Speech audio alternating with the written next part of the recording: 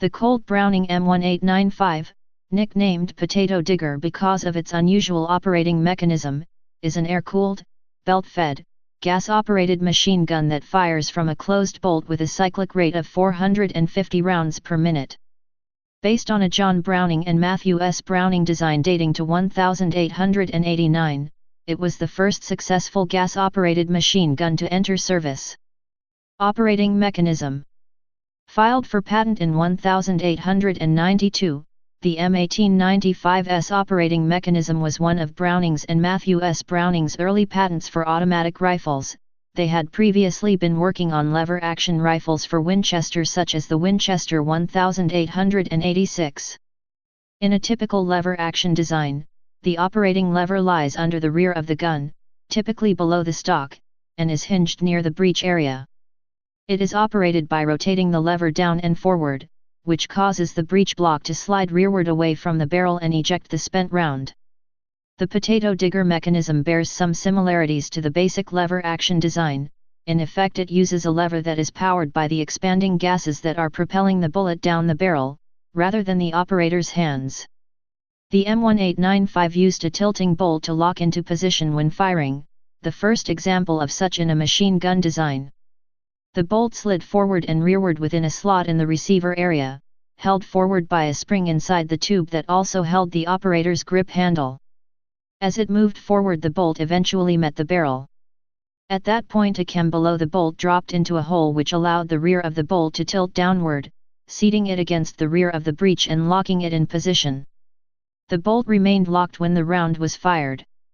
As the bullet traveled down the barrel after firing, it eventually passed a hole drilled in the bottom of the barrel known as a port. The hot gases behind the bullet flow into the port and push down on a plug, marked P in the diagrams. This causes the plug to pop out of the hole with some velocity. The plug is attached to one end of a short lever, L, the other end of the lever is connected to a hinge below the barrel. The motion of the plug causes the entire lever to rotate down and to the rear, around the hinge point. This action is essentially front-to-back version of the typical back-to-front motion of a lever-action rifle. The end point of this motion can be seen in the lower diagram, with the lever having traveled through an arc of about 160 degrees. A spring located at the hinge is compressed by this motion, and eventually causes the lever to rotate forward again, forcing the plug back into the port and holding it there when it is not in motion. Connected to the midpoint of the rotating lever is a long metal arm.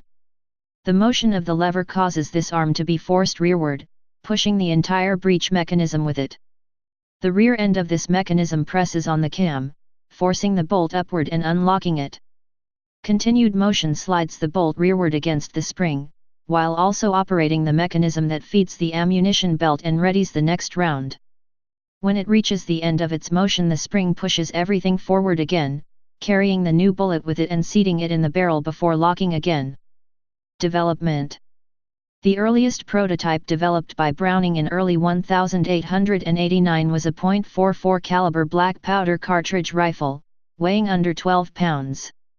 This version placed the operating lever at the front of the barrel, and was acted on directly by the muzzle blast. An improved design was offered to Colt in 1892. The lever was moved rearward, and power was supplied by a gas port about 6 inches, 15 centimeters, back from the muzzle. To minimize heating during rapid fire, the gun used a very heavy straight contour barrel, finned for ventilation on later variants, bringing its weight up to 35 pounds. The standard tripod mount with seat for the gunner added another 56 pounds. Despite the heavy barrel, the closed bolt mechanism would cook off shots if a round was left chambered in a hot barrel. This required that the gun be unloaded immediately after an extended burst of firing. During testing of the gun, it was found to be capable of firing extended bursts of over 1,000 rounds before the barrel overheated and bullets began to tumble out of control. Upon stopping, the red-hot barrel cooked off 4 or 5 additional shots before cooling down. The gun was originally chambered in 6mm Lee Navy and later, after the adoption of the Krag Jørgensen rifle, in .30 to 40 Krag, 7x57 mm Mauser caliber, the same cartridge used in the Spanish Model 1893 Mauser, and .3006 Springfield in 1914. The 1914 version also included a lower tripod for firing prone. This is likely what led to the gun's nickname of Potato Digger, as the operating lever would dig into the ground if it were fired from too low a position. The M1895 was made for export as well. The Russians ordered several thousand M1895 machine guns in 1914 in 7.62 x 54 mmR caliber for use in World War I. In .303 British caliber, the M1895/14 saw service in England and France. The M1895 was also sold in 7 x 57 mm Mauser caliber for use by various countries in South America. The Colt's unusual method of operation had both advantages and disadvantages compared to competing machine gun designs of the day.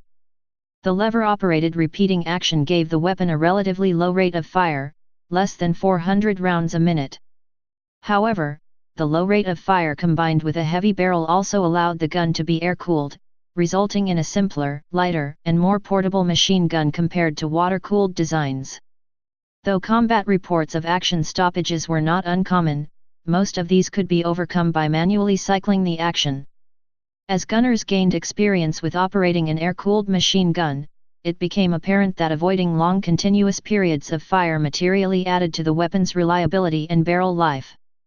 Use. The M1895 was the first machine gun adopted by the United States military, and it saw service with the Army, who never formally adopted it, and the U.S. Navy/U.S. Marines, and was adapted to use in many roles. It was mounted on tripods, horse-drawn carriages, boats, aircraft, and even armored cars. The U.S. Navy was the first to begin testing, as early as 1893, with the version chambered in the Navy's 6mm cartridge. Early conflicts. In 6mm Lee Navy caliber, the M1895 saw service with the United States Marines during the Spanish-American War, including the 1898 invasion of Guantanamo Bay, where a Marine battalion deployed 4 Colt guns, 2 of them borrowed from the USS Texas's armory.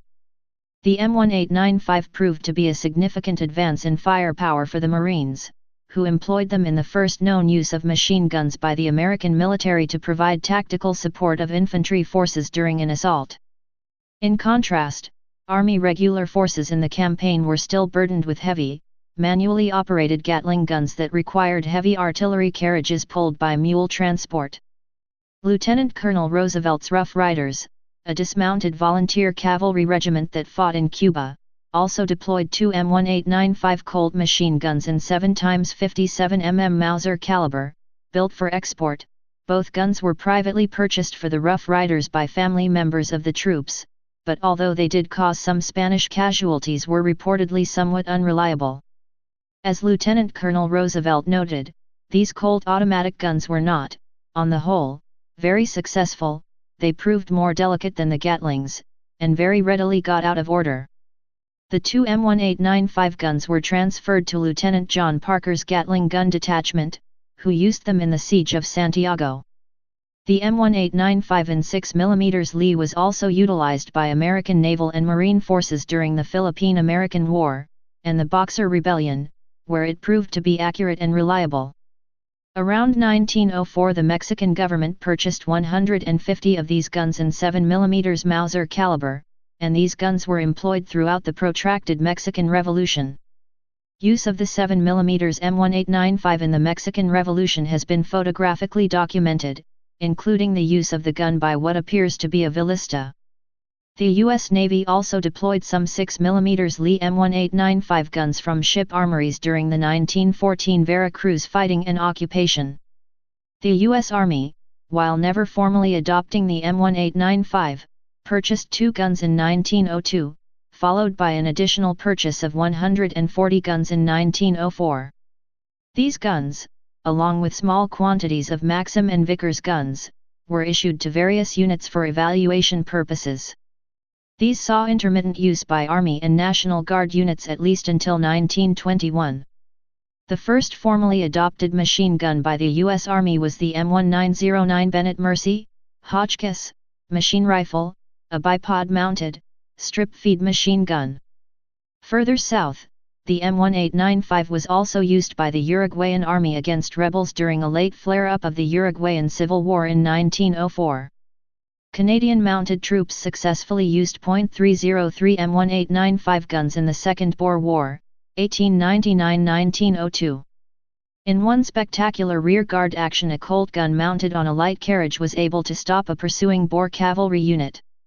Winston Churchill, then a young lieutenant in the South African Light Horse and a war correspondent, was impressed by the effect of the fire of a whole battery of these guns. The Canadian success with the M1895 led to the further use of the gun by the Canadian Army in World War I. The M1895 was also used by various U.S. state militia and guard units, including the Colorado National Guard.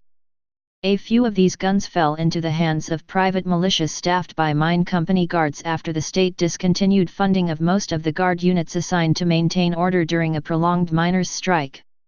In 1914, an emplaced digger of one of these private militias fired extensively into a miner camp in Ludlow, Colorado, an event later termed the Ludlow Massacre. A privately purchased M1895 also provided the main armament of an armored car of the Baldwin Felts Detective Agency used to terrorize miners' camps during the strike, which the miners called the Death Special. World War I. The M1895/14 Colt Browning saw use in France by some Canadian infantry formations. Deploying to France in 1915, the 21st Canadian Light Infantry Battalion used .303 caliber M1895/14 machine guns in combat. These guns saw significant combat but were soon replaced by Vickers machine guns. They were not taken out of combat, however, but were instead given to equip formations of the Belgian Exile Army. The French also tested the Colt and some were used in early aircraft for testing. Additional Colt guns were sent to the Russians, who used them extensively.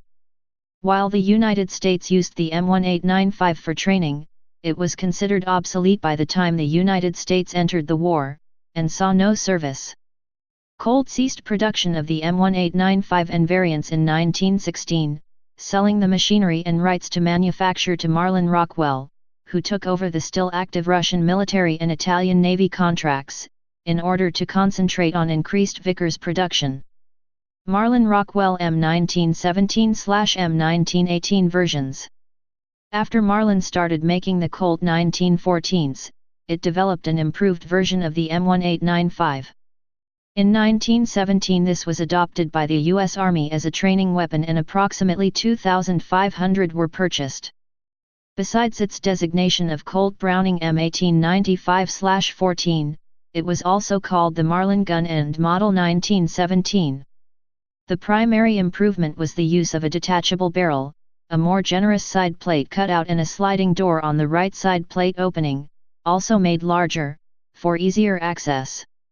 Despite these improvements, the Marlin was limited to 500 rounds of continuous fire due to a tendency to overheat. The Navy also purchased a version of the Marlin gun with a gas piston in lieu of the lever mechanism, although very few if any guns saw service aboard ship. A second, much more radical version of the M1895 was introduced in 1917 for tank and aircraft use, later designated the Marlin M1917 and M1918, with the Swedish armaments designer named Carl Gustaf Swebelius responsible for the improvements. Like the Navy Marlins, these variants used a linear gas piston in place of the potato digger arm and bore little outward physical resemblance to the basic digger design. The new reciprocating piston was located parallel to the barrel and below it, allowing the gun to be mounted lower to the ground. Another improvement was the addition of a breech-to-muzzle aluminum heat sink, with lengthwise fins and covering some 270 degrees of the gun barrel's outer circumference's upper areas, to dissipate heat. Most Marlin M1917 and M1918 guns saw use in aircraft as defensive armament, however, as they retained the original M1895 potato digger ordnance's closed bolt firing cycle. These Marlin guns could readily be used for forward-firing offensive armament with fighter aircraft, when used with synchronization gear for safely firing forward through a spinning propeller. By the last months of World War I, almost 50% of the SPAD-13 fighter aircraft used by the United States Army Air Service in France had their Vickers guns replaced with Marlins. Had the war lasted into 1919, the Marlin would have been the primary U.S. tank and aircraft gun. The M1917/1918 also equipped Thomas More Scout aircraft used for advanced training at stateside bases. A number of Colt and Marlin-made machine guns was also provided to Italian forces during World War I to replace similar weapons lost in the retreat that followed the massive Austrian-German breakthrough at the Battle of Caporetto. Besides being chambered for the standard 6.5 x 52 mm Mannlicher Carcano Italian rifle cartridge, they were converted to liquid cooling with the installation of a narrow brass sleeve around the barrel. M1895/14 machine guns receiving this modification were designated 6.5/80 and employed by the Regia Marina, Royal Italian Navy, as a field weapon for marine infantrymen defending the mouth of the Piave River. They also appeared on Navy vessels, with as many as 4 equipping each Italian MAS, torpedo boat, on Class F submarines and on some destroyers. The MAS used by Gabriele D'Annunzio in the famous Biffa de Bucari and displayed at his former residence, Vittoriale degli Italiani, still mounts a Colt M1895.